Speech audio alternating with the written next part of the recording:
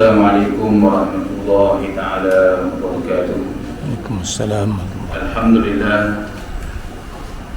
Alhamdulillah nahmadu subhanahu wa ta'ala ala ismihil husna wa sifatihil ulya. Salatan wa salaman ala ibadihi istafa sallallahu alaihi wasallam alaihim ajma'in. Fafahamna Sulaiman wa kullam atayna hukma wa ilma. وسخرنا مع دولة الجبال سبحنا ذوقنا فاعلين يا حي يا قيوم يا رب موسى وهارون يا رب إبراهيم يا محمد صلى الله عليه وسلم اللهم ارزقنا فهما وحكمة والعقل وحسن رحمتك يا أرحم الراحمين اللهم افتح علينا فتوح العارفين وارزقنا فهم النبيين والعلماء العاملين حز المرسلين وإمام المتقين برحمتك يا أرحم الراحمين. Alhamdulillah syukur kita kepada Allah Subhanahu wa taala kerana kita dipanjang umur oleh Allah Subhanahu wa taala. Kita duduk pada malam yang sangat mulia Sayyidul Ayyam inda Allah yaumul Jumaah.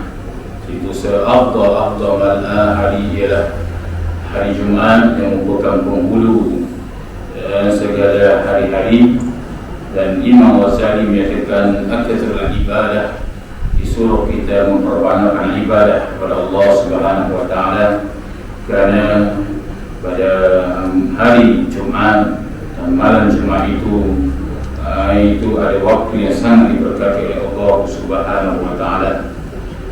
Pada malam ini kita sambung lagi perkara yang berkaitan dengan hubbud dunia, iaitu kasih kepada dunia. Kita masih lagi di dalam fasal pada menyatakan hubbud dunia, yakni kasih kepada dunia. Qala musannif rahimahullahu taala, kerana sabda Nabi sallallahu alaihi wasallam menyatakan seperti mana sabda Nabi wasallam, ad-dunya sijnul mu'minin wa jannatul kafirin.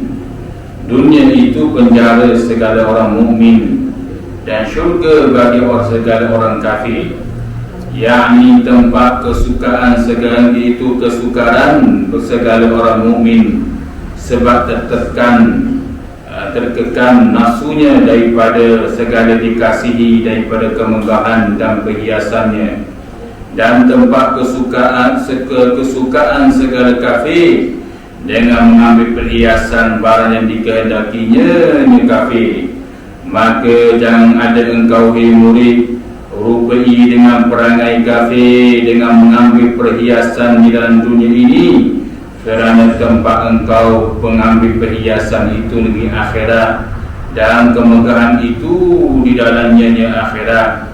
Dan jangan engkau segerakan akan dalam dunia ini, dan jangan engkau kotorkan tempat nikmat yang disegerakan akan dikau.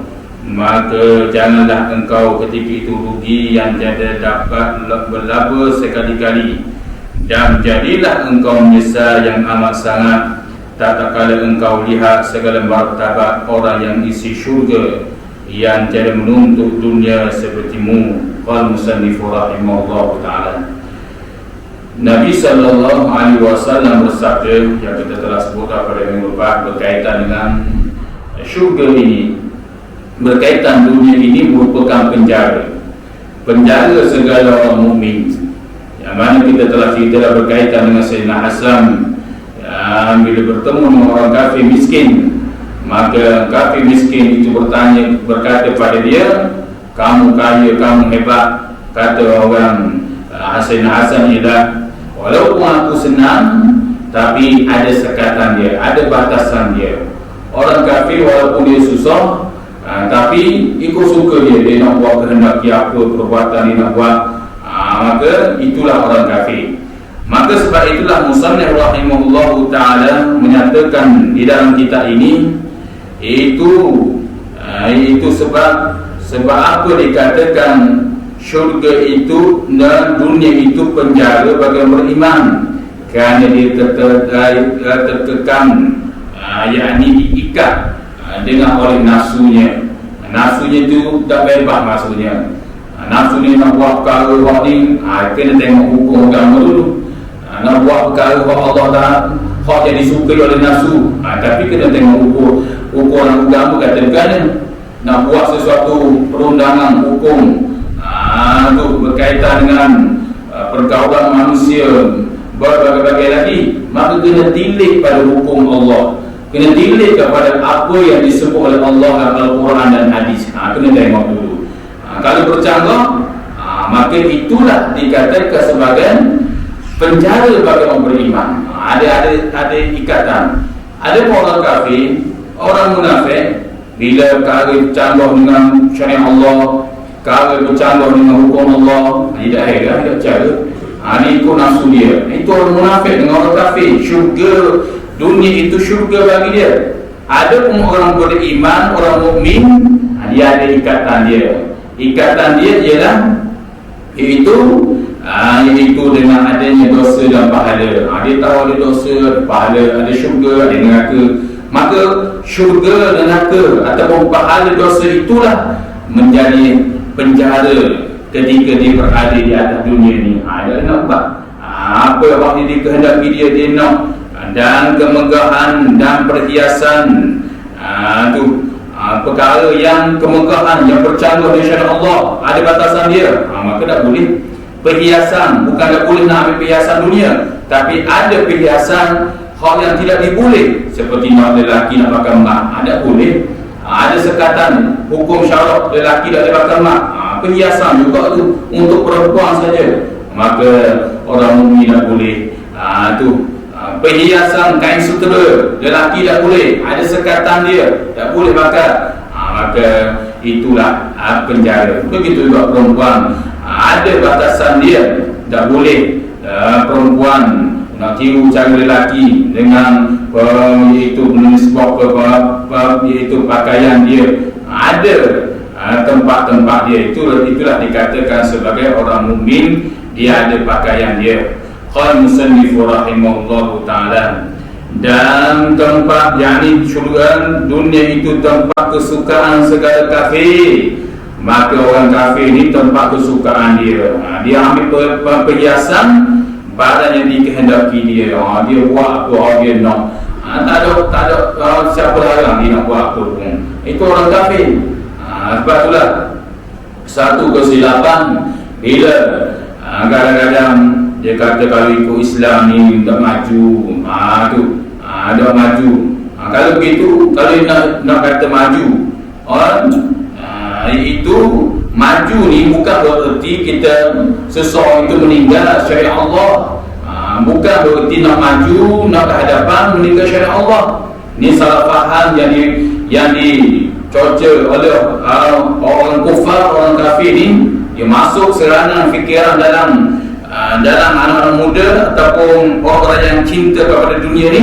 Nak maju kena tinggal syariat Allah, nak maju kena tinggal sunnah Nabi, nak maju kena ikut negara-negara yang jantan yang maju dan sebagainya. Itu suatu kesilapan.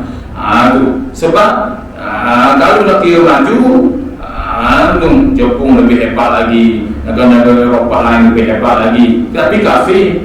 Itu kafir. Tapi bila dia balik di hari kiamat kelak, haba'an mansura, sisi tak ada apa-apa. Itu orang ni hanya sekejap, hanya hilwa fid dunya, hanya keindahan di dunia saja. Bila akhirat kelak tak ada. Orang beriman, walaupun di atas dunia Allah beri perhiasan pada dia ikut, dia rujuk kepada Al-Quran dan hadis, tu dalam dia berjalan di atas dunia ni, maka di akhirat dunia dia di dalam akhirat kelak lebih hati. Itu beruntungnya orang-orang yang beriman pada Allah, yang menjadikan dunia ini sebagai penjaga bagi dia. Dia tengok batasan dia. Dia nak buat sesuatu perkara, sama ada dia sebagai orang bawah ataupun sebagai pembesar sebuah negara itu, pemimpin ataupun rakyat, maka dia tengok canggah juga dia. Kalau canggah, itulah dikatakan penjara. Tapi kalau bercanggah dengan syariat Allah, perintah Allah tak boleh begini, dia buat juga. Itulah dia beramal dengan perkara yang disukai oleh kafir. Mana syurga bagi orang kafir, mana perkara yang dilarang oleh Allah, lawan juga, lawan. Tu dan ikut juga perintah Allah. Maka itulah penjara syurga bagi orang kafir yang mana dia tidak ada sekatan di atas dunia ini, yang mana bebas, tapi di akhirat kelak dia akan menjadi manusia sehingga na'udzubillah min zalik, khalidina fiha, dia akan kekal wa salam-lamanya, na'udzubillah min zalik. Qala musannif rahimahullahu ta'ala wa nafa'ana bi'ulumihi wa 'ulumina fid darain ya rabbal alamin. Maka jangan ada engkau hai murid, yakni orang yang nak menjalan hati ke haratillah ni, orang yang sentiasa nak memburu keridhaan Allah ni, nak cari redha Allah sebelum bertemu dengan Allah ni, nak cari dulu, nak biar Allah redha dulu atas dunia, bila mati baru nak dapat redha Allah. Ada jadilah ni atas dunia ni, di atas dunia sebelum bertemu Allah ni kita nak redha Allah dulu. Itu maksudnya murid nak jalan hati ke haratillah ni. Apa kena buat, kata musannif? Murid jadi itu, jangan ada engkau murid menyupai sedang dengan perangai kafir, dengan mengambil perhiasan dalam dunia ini. Itu wahai orang itu orang yang nak menjalan hati karotillah, orang yang sentiasa nak mengharap redha Allah yang benar-benar ni. Sebab itu disebut murid. Kalau orang berkumpul dengan agama Allah, dia akan sebut dah murid dalam kitab ni. Sebab ini dalam kitab bahagia hati dah. Itu sebut, sebab itu disebut murid ataupun salik. Itu perkataan-perkataan tu. Jadi mana? Iaitu jangan ikut perangai orang kafir mengambil perhiasan dunia. Mana? Dunia yang melalaikan. Perhiasan dunia yang melalaikan. Perhiasan dunia zinatul hayat, perhiasan dunia itu yang bercanggah dengan segala syariat Allah, perintah Allah. Yang mana perhiasan dunia itu melalaikan diri daripada Allah. Sampai dalam sembahyang pun bawa juga perhiasan dunia itu. Itu mengganggu rosak ibadah sembahyang itu. Jadi perhiasan dunia itu bagi orang yang beriman ni asal-asalnya comel, molek, jadi hasanah. Tapi bila dia mengambil perhiasan dunia itu bawa dalam sembahyang, untuk ingat barang dunia dalam sembahyang, gini jadi rosak. Jadi barang hak dunia yang dimiliki itu ada syubhat, kata Imam Ghazali. Auzubillah min zalik. Ada syubhat tu. Itu Imam Ghazali selalu berkesan, kerana kadang-kadang seseorang itu tidak sedar barang hak dia miliki itu ada barang syubhat. Syubhat antara halal dan haram. Itu sudah jelas, semua orang tahu. Halal jelas, haram jelas. Apa lagi? Hak syubhat pun jelas, sama-sama tu je. Tu semua orang jelas pada zahiriah. Tapi satu lagi mau saya sebut, iaitu kedudukan seseorang itu jadi syubhat juga. Kedudukan seseorang itu, dia memiliki dunia itu.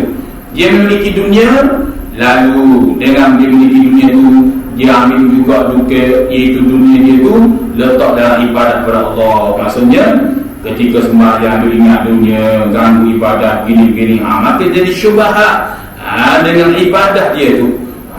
Ketika dia buat ibadat kepada Allah Subhanahu Wa Taala, Imam Ghazali kata itu syubhat juga. Maknanya jalan ke hadatillah ni halus. Sebab apa kena hati-hati? Sebab tipu daya syaitan ni cukup halus. Tipu daya syaitan, tipu daya Allah, banyak juga Allah uji ni. Tipu daya syaitan satu hal, sudah jelas kejahatan dia. Tipu daya Allah, iaitu Allah beri istidraj kepada dia tu. Dengan nikmat dunia Allah beri pada dia, tapi dia lupa pada Allah. Dalam sembahyang, dalam hubungan dengan Allah pun buat mari juga urusan dunia. Maka itu yang dikatakan sebagai tipu daya Allah, yang Allah menipu daya dia. Na'udzubillah min zalik. Qala musannif rahimahullahu taala, dan kerana tempat engkau orang mukmin, kerana tempat engkau hei orang mukmin mengambil perhiasan itu negeri akhirat. Jadi tempat perhiasan orang mukmin yang sebenar, yang mana kehebatan dunia berbanding dengan akhirat, kata Rasulullah, lebih jauh. Orang banding dunia dan akhirat lebih jauh. Kehidupan dunia itu akhirat lebih lagi itu. Yang mana Rasulullah menyatakan iaitu perhiasan yang sebenarnya ialah di akhirat.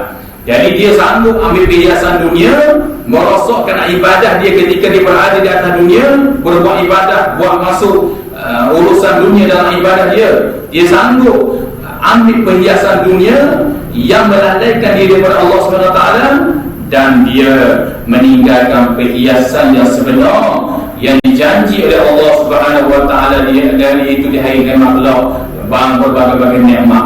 Itu di antaranya. Itulah dalam kitab Kashful Ghafiyah menceritakan kalau nak banding urusan akhirat dan dunia cukup jauh. Contohnya bidadari lah. Bidadari itu dalam kitab Kashful Ghafiyah sebut solat rambut bidadari jika jatuh di atas dunia ni semua jadi wangi belaka. Tengok solat rambut saja. Itu dalam kitab Kashful Ghafiyah. Dia nakal dalam kitab-kitab yang lain. Itu maknanya nisbah wangi itu rambut bidadari. Apalagi kenikmatan dunia kenikmatan yang lain lagi dalam syurga ni lebih jauh lagi, kata Rasulullah SAW. Begitu juga neraka.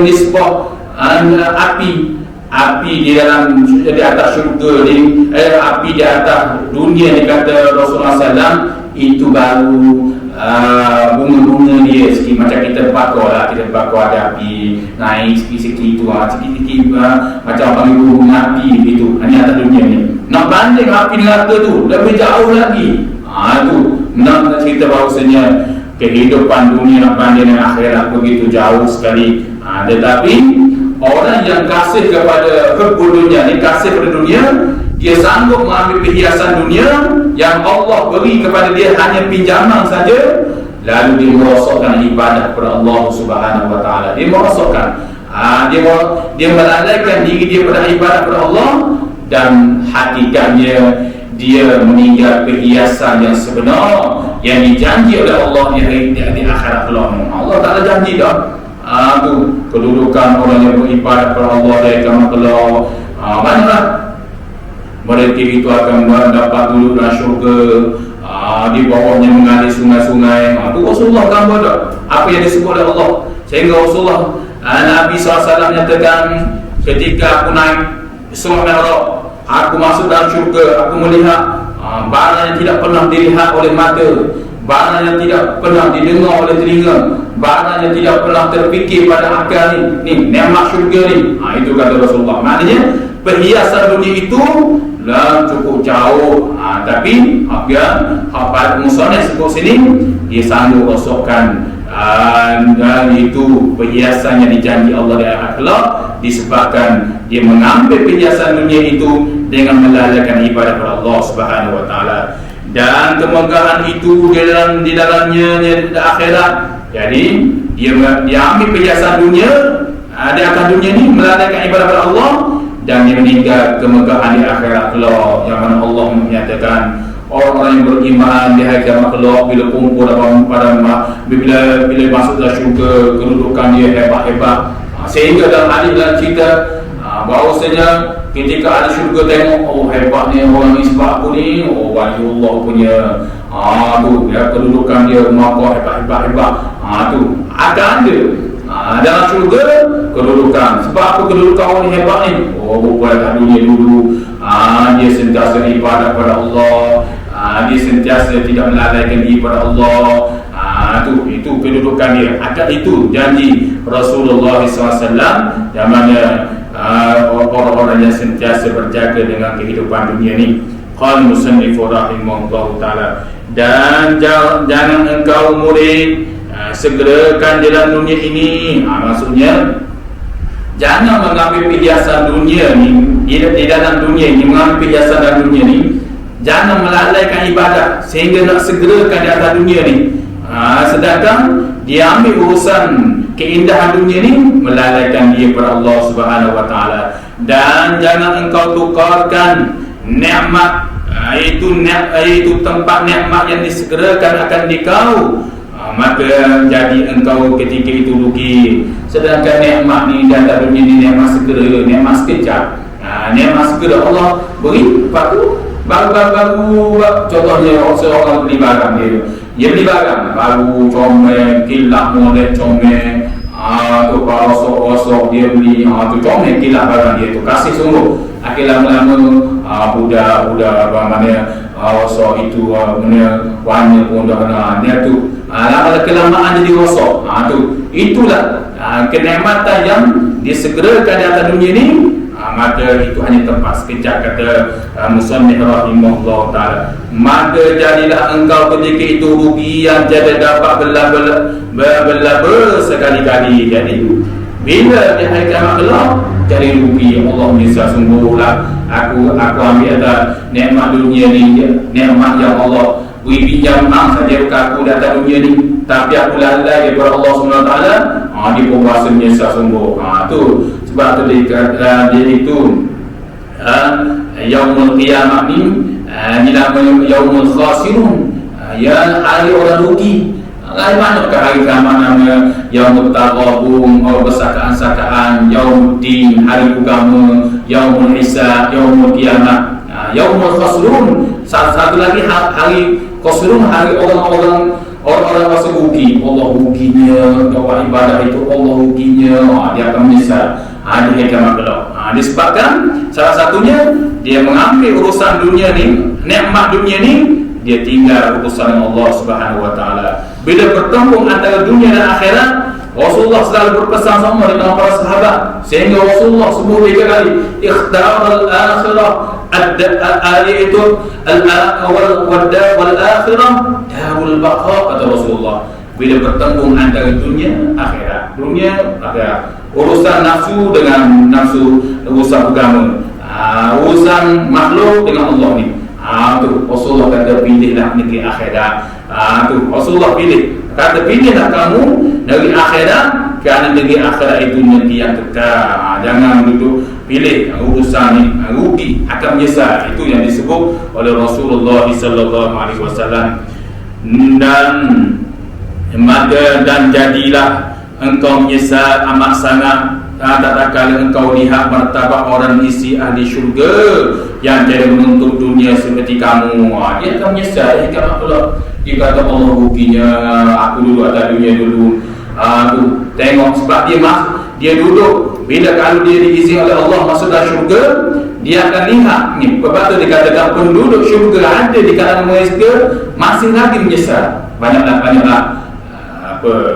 antara mereka menyesal ni, mereka dah kan kurang menyebut bertasbih, subhanallah di atas dunia tu, masih menyesal lagi.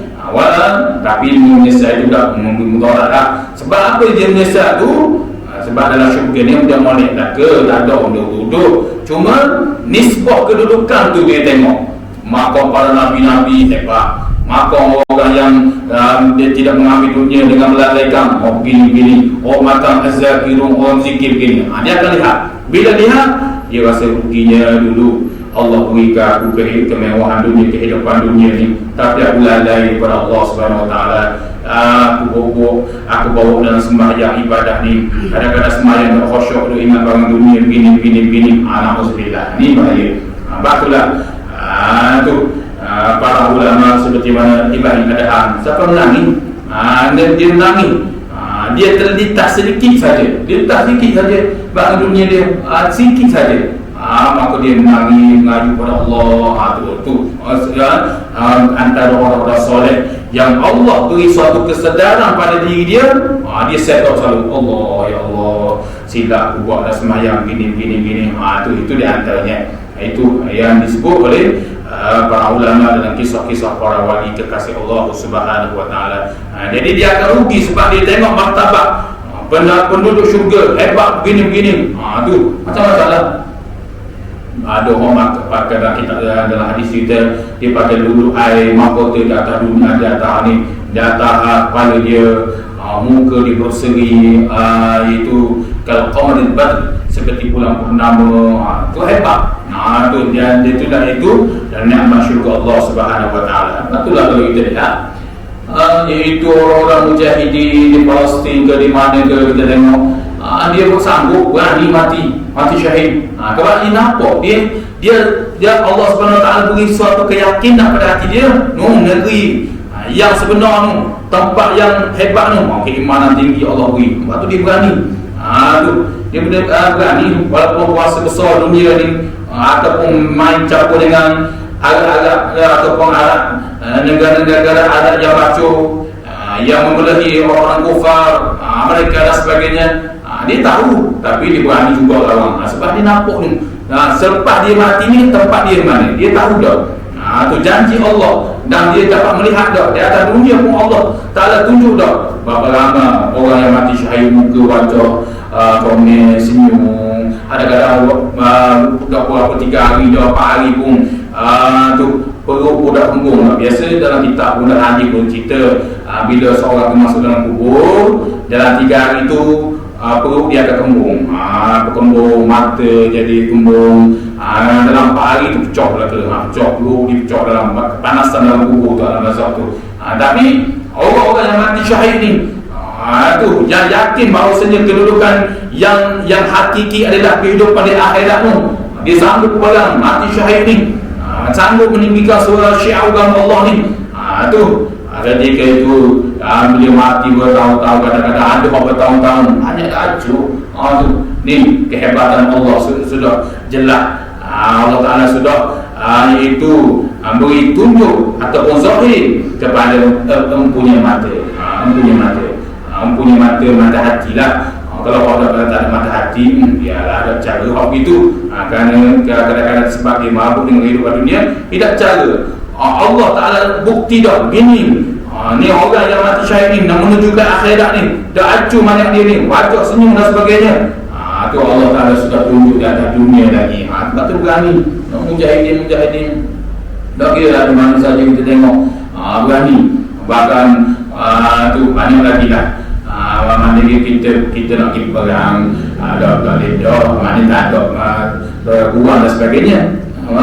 Peluang kita yang disebut oleh Imam Ghazali bila sebuah negeri itu aman, kata Imam Ghazali adalah kamu perbanyak ibadah dan mengutamakan barang akhirat berbanding urusan dunia. Dan Imam Ghazali berkata, jangan kamu walaupun Allah beri suatu kemewahan, berbagai bentuk keindahan dunia kepada kamu, jangan kamu mengganggukan ibadah kepada Allah.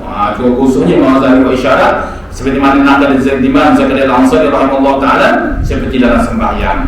Itu kata Allahu Akbar, kata Imam Zakaria Al-Ansari. Kata Imam Zakaria Al-Ansari, Allah Ta'ala bila kita sembahyang, Allahu Akbar, Allah Maha Besar. Dalam sembahyang yang arti canda. Jadi arti canda akbar, ada salah segitu. Artinya arti canda lebih besar berbanding dengan Allah. Mulut ada Allah, tapi hati dia ingat pada arti canda, bisa kata. Itu zaman Imam Zakaria Al-Ansari rahimahullah ta'ala. Dan hikmah pada sembahyang itu diadakan takbir intiqala, kata Zakaria Al-Ansari rahimahullah ta'ala, kerana nak meyakinkan hati seseorang, jangan barang urusan dunia ni jangan bawa masuk dalam sembahyang. Tapi Sayyidina Ali radhiyallahu anhu menyatakan Allah Ta'ala tidak akan himpun dalam hati cinta kepada Allah dalam hati yang satu. Allah Ta'ala tidak akan himpun. Maknanya kalau dikasih di dunia, cinta kepada Allah tu kurang. Kalau dia cinta kepada Allah tinggi, maka cinta kepada dunia tu jadi kurang. Dia tak kisah tentang urusan dunia dia tak perlu bimbang dengan urusan dunia dia. Dia dua tu tak lagi. Allah Ta'ala sebut dah, iaitu dalam Al-Quran dan surah Al-Ahzab, cinta kepada Allah, cinta pada aku ni tidak akan himpun dengan, maknanya tidak bersekutu dengan cinta yang lain. Kalau seorang tu cinta pada Allah, maka benar-benar cinta kepada Allah, maka cinta kepada akhirat dunia itu, kasih dunia itu jadi kurang.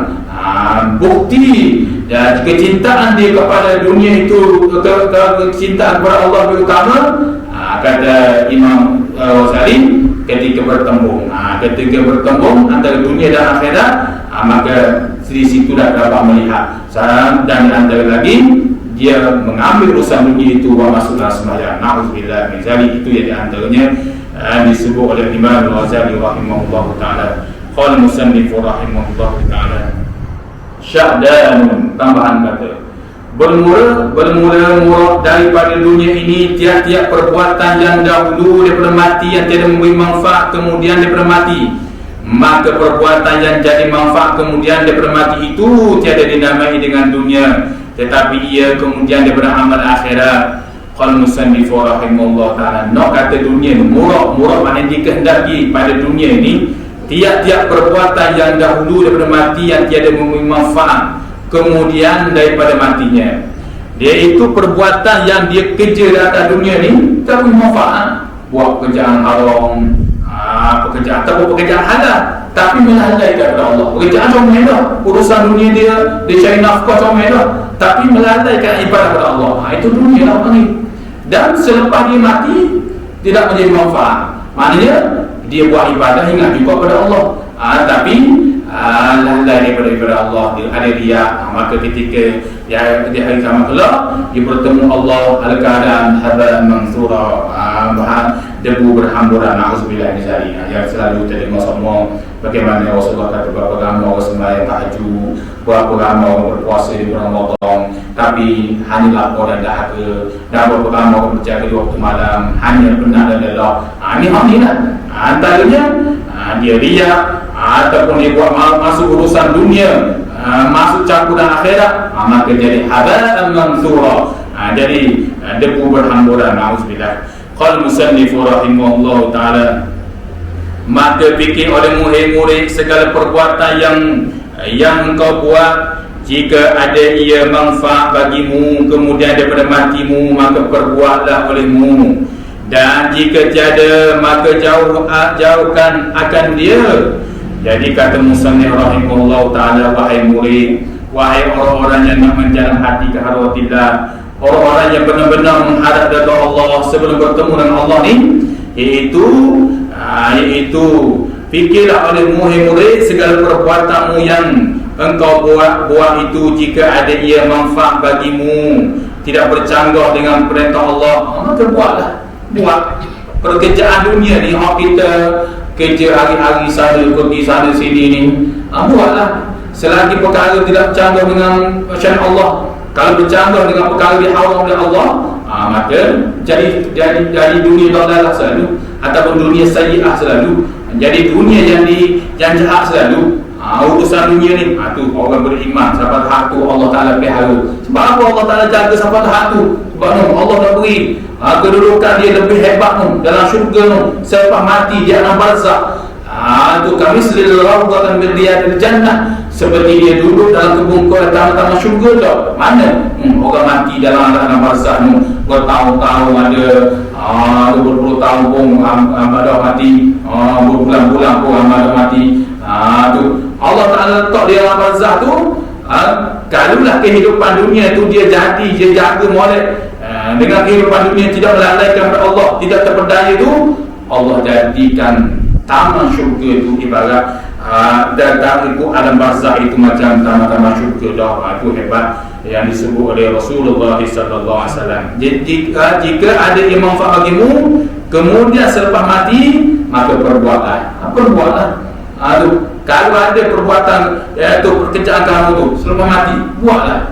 Ni kadang-kadang banyak perbuatan urusan di dunia, bekerja penat lelah di atas dunia, dengan hiponya harta benda, tapi selepas dia mati, apa yang sudah jadi? Selepas dia mati, anak-anak beranak pada kadang-kadang anak-anak cucu dia harta pada orang ni tak tegur, orang ni tak tegur, orang ni kata orang ni kata begini. Alam setakat saya mengajar sikit-sikit ni lah, ramailah orang suruh semayang ajar, ustaz rumah ajar lah, balau ni harta ayo tinggal banyak begini balau ni, apa harta pusaka begini balau ni tak tegur, orang ni tak maki-maki. Tengok, jadi selepas dia mati tu, selepas dia mati tidak bermanfaat ni apa harta benda yang ada dalam dunia ni. Allah ibarat dia tinggal tu suatu perkara membinasakan dia. Sebab Rasulullah sebut dalam hadis Nabi, Rasulullah kata bila sesungguhnya perkara yang menyakiti mayat di dalam kubur ialah perkara yang menyakiti dia di atas dunia. Jadi anak banyak ibadah bubuk ni harta benda ni. Tu jadi disebabkan dia yang penat kerja, penat lelah kerja begini, kubur harta begitu banyak, kadang-kadang tiba-tiba bila selepas dia mati, anak banyak dia balak kubur harta begini, hak ni kata begini, hak ni, na'udzubillah. Ni bahaya. Ini yang disebut oleh ulama bahawasanya ini dunia yang tidak bermanfaat selepas dia mati. Ni qala musannif rahimahullah ta'ala, dan jika tiada maka jauh akan dia Dan jika mana dunia itu tidak bermanfaat selepas mati, ada dunia melalaikan dia daripada ibadah kepada Allah, ada dunia menyebabkan dia semakin sombong, ada dunia menyebabkan dia berani bercanggah dengan syariat Allah SWT. Jika tiada, maka jauhlah olehmu. Mana jangan ambil urusan dunia begitu. Dunia yang melalaikan kalau boleh jauh, jangan ambil. Dan jika tiada jadi, berdosa bagimu sekalipun. Jadi jika tiada jadi, maksudnya jika urusan dunia ni ambil juga, maka jadi dosalah bagi kamu sekalipun. Walaupun kamu ambil urusan dunia itu dengan baik, tapi selepas daripada mati itu tidak bermanfaat selepas pada kamu, maka tetap kamu akan menjadi dunia yang dalalah, dunia sayyi'ah juga. Na'udzubillah. Jadi kerana yang demikian itu, kau sia-siakan umurmu dengan tiada engkau berbuat manfaat bagimu dalam akhirat pada masanya. Nescaya berapa pahala yang engkau dapat Tuhanmu adalah engkau amat mulia Tuhanmu. Maka bicaralah olehmu, hei murid, akan khabar ini benar-benar ia dan tiada, maka ikutilah olehmu akan dia. Jadi kata musannif rahimahullahu ta'ala, kerana yang demikian itu, mana bila ada kehidupan dunia yang Allah kurniakan kepada dia, yang melalaikan dia kepada Allah, maka yang demikian itu hakikat hidup bagi umur dia. Hakikat hidup adalah dunia bekerja pernah lelah sana sini, ibarat hidup bagi umur dia. Sebab apa? Sebab dia miliki dunia itu melalaikan ibadah kepada Allah. Nak semayang cuma pula dan sekali, nak kita baca ilmu pula dan kadang-kadang nak zikir pula dan pernah nak semayang sunat pula dan nak semayang tahajud pun kadang-kadang bangun juga, bangun kucing kadang-kadang pernah itu melalaikan ibadah kepada Allah kadang-kadang ni. Maka ibarat sia-sia saja umur dia tu, bazir umur itu. Sebab ada manfaat tu. Dan dengan tiada engkau perbuat manfaat bagimu dalam akhirat, semasa hidup tu dia ambil urusan dunia yang Allah beri pada dia tu manfaat untuk akhirat. Tengok para sahabat Nabi SAW, bagaimana Allah Ta'ala kurnia kepada dia, bagaimana dia infak sini. Sebab apa? Sebab tu dia nak mengambil bekal dia yang paling banyak di akhirat tu, yang dijanji oleh Allah Subhanahu Wa Ta'ala. Dia tambah. Bila dia mati, dunia itu hanyalah jadi berpindah pada tangan. Tu tak bermanfaat dia. Jadi benarlah, ibarat dia buat kerja sia-sia.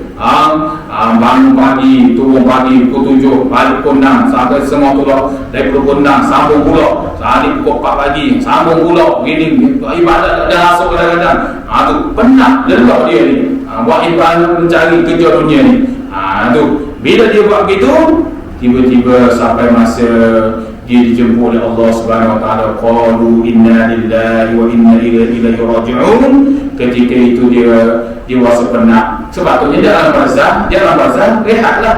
Apa kata pepatah syair, beruntunglah orang yang beriman yang berada atas dunia ini dan menjadikan dunia sepadan bagi dia. Tak kala dia masuk di alam barzah, dia menjadi rehat serehat-rehatnya. Tu orang beriman tu. Dia pun dia ni tak jadi rehat dalam barzah, diazab oleh Allah begini-begini. Nauzubillah min zalik. Itu yang disebut oleh Rasulullah sallallahu alaihi wasallam. Dan nescaya berapa pahala yang engkau dapat Tuhanmu.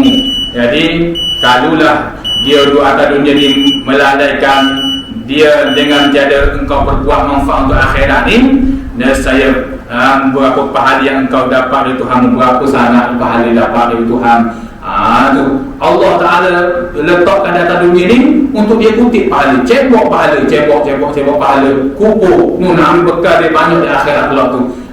Tu dia mau panggil dunia ni sebagai bercucuk tanam, jaga urusan dunia, jangan melalaikan. Ketika itu kalau dia melalaikan ibadah kepada Allah, tidak manfaat untuk akhirat, maka berapa dia akan dapat, kata musannif, berapa dia akan dapat pada Tuhan dia. Maka sudah tentulah seperti mana dijawab oleh Imam Ghazali, haba'an mansura, debu berhamburan. Sebab ini ukur. Sebab itulah orang yang mati, sebab itulah bila seseorang itu masuk syurga ni bukan dengan amal.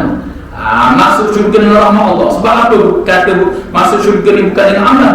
Kerana nak ukur satu saja mata yang Allah, nikmat mata yang Allah beri ni dengan nikmat syurga begitu jauh sekali. Tapi dengan amal itulah, dengan berbanyak amal ibadat itulah sebagai rahmat Allah Subhanahu wa taala. Maksudnya dengan kita mengerjakan amal-amal soleh inilah dapat menarik kasih sayang Allah, kasih sayang Allah. Nak ukur dengan perbuatan kita semayang sunat, semayang tahajud, semayang ini, nak ukur dengan nikmat Allah seputih mata ni yang Allah beri, jauh sekali dari yang ukur, dari yang ukur. Itulah masuk syurga dengan rahmat Allah, tak masuk dengan amal. Kalau begitu saya nak buat amal lah. Itulah betul juga kalau orang cakap begitu. Sebab inna rahmatallahi qaribun minal muhsinin, sesungguhnya rahmat Allah Ta'ala ini sangat dekat kepada orang yang melakukan perkara baik. Perkara baik itu iaitu amal soleh. Apa itu amal soleh? Al-mutabaqatu fi kitabillah wa sunnatihi sallallahu alaihi wasallam. Amal soleh ialah berbetulan dengan Al-Quran syariat Allah dan sunnah Nabi sallallahu alaihi wasallam. Itu betul. Ni kadang-kadang buat amal soleh comel dah. Macam mana? Buat amal soleh, pekerjaan itu zahir itu amal soleh lah, tapi tidak kena dengan syariat Allah, tidak kena dengan sunnah Nabi sallallahu alaihi wasallam. Macam mana nak tarik rahmat Allah untuk masuk syurga Allah Subhanahu wa taala? Dan adalah engkau amat mulia pada Tuhanmu. Bila kalaulah kamu dapat pahala dengan penuh ni, kamu akan jadi orang mulia di sisi Allah Subhanahu wa taala, seperti mana yang selalu disebut oleh Rasulullah SAW, syarafatid dunya, kemuliaan di dunia, wa hurmatil akhirah, kamu akan mendapat penghormatan besar di hari kiamat kelak, kata musannif rahimahullah taala. Maka bicara olehmu hai murid, yakni bicara di sini yakni tafaqquh, yakni maka fikir olehmu hai murid, yakni orang-orang yang nak jalan hati karatilah ni akan khabar ini, mana aku duk kabar ni, kata musannif pengarang kita ni, aku kabar ni fikir model dah. Jangan melalaikan diri kamu kepada Allah dengan dunia yang Allah beri pinjam pada kamu ni. Jangan kamu lalai ni. Maka fikir olehmu hai murid, akan khabar ini benar-benar fikir sungguh, jangan main-main lah. Fikir sungguh benda yang Allah hak Allah kabar ni, hak yang Allah Ta'ala kabar, Allah perintah Nabi kamu begini, mengikut sungguhlah, jangan duk main-main lah, kata musannif. Dan atau tiada, maka ikutilah olehmu akan dia. Jadi hak benar ni, hak yang Allah beri jalan tunjuk ni, aku duk cerita begini-gini ni, maka kamu ikut dengan sungguhlah. Ikut dengan sungguhlah dengan kehendak kamu tu. Jangan duk main-main, kata musannif pengarang kita ini. Qala musannif rahimahullahu ta'ala, nafa'ana bi'ulumihi wa 'ulumina fid darain ya rabbal alamin. Seperti mana disebut oleh para ulama, maknanya hak apa yang Allah bagi tahu iaitu hendaklah kita ikut, jangan mudah ikut pada orang lain. Jangan mudah ikut orang lain. Ikut hak Allah sebut. Allah Ta'ala kata begini, ikut hak Allah. Kalau ikut manusia, kadang-kadang manusia melalaikan seorang itu dari ibadah kepada Allah Subhanahu wa taala. Faslun, pada menyatakan takabur, yakni membesar diri. Ini baru masuk ke sombong pula. Kita ada sedikit pada isnah tu, masuklah bab takabur. Ini baru nak masuk musannaf pengarang kita ni, baru letak sifat takabur pula. Na'udzubillah min dzalik. Jadi sekali ini dululah, mudah-mudahan yang kita dengar pada malam ini jadi manfaat kita semua. Mudah Allah SWT sentiasa meletakkan kita dalam ibadah kepada Allah, panjang usia kita dalam ibadah kepada Allah. Mudah-mudahan ilmu kita pada malam ini menjadi amal soleh yang sangat dicintai oleh Allah SWT. Wallahu a'lam bishawab. Bismillahirrahmanirrahim. Ya Rabbana lakal hamdu kama yanbaghi li jalali wajhika al-'azim sultanik. Allahumma salli ala ismi Muhammad wa ala ismi Muhammad. اللهم زينا بزينة الإيمان واجعلنا هداة مهتدين. ربنا آتنا في الدنيا حسنة وفي الآخرة حسنة وقنا عذاب النار. وصلى الله على سيدنا محمد وعلى آله وصحبه وسلم. الحمد لله رب العالمين. السلام عليكم ورحمة الله تعالى وبركاته.